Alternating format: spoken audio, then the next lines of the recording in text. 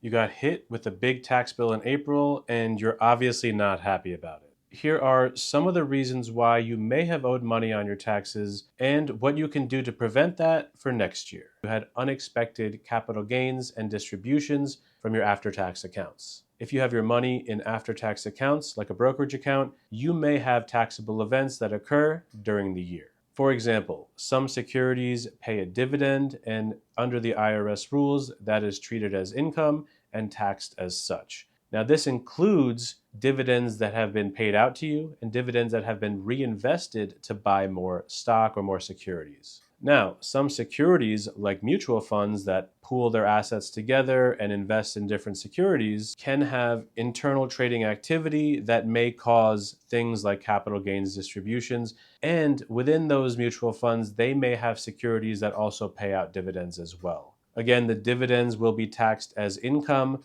but the capital gains distributions will also be taxed as well. So within the fund, if they chose to sell from one security to another, you will be on the hook for those capital gains distributions and for paying those taxes. So, are you invested in tax efficient securities?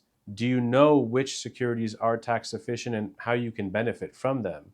If you don't, this would be a good time to reevaluate what you own in your brokerage account. There's also another common reason why people may see taxable events in their brokerage account, and that's because of trading activity. The buying and selling of securities becomes a taxable event and will be recorded and sent to the IRS for tax purposes. So if you sell a security that you've held for less than a year, it will be considered a short-term gain and taxed at ordinary income rates, which can be as high as 37%. If you trade securities that you've held onto for more than a year, those gains are now long-term capital gains and will be taxed at those more favorable long-term capital gains rates, the highest of which is 20%. So, did you make a lot of trading moves within these accounts?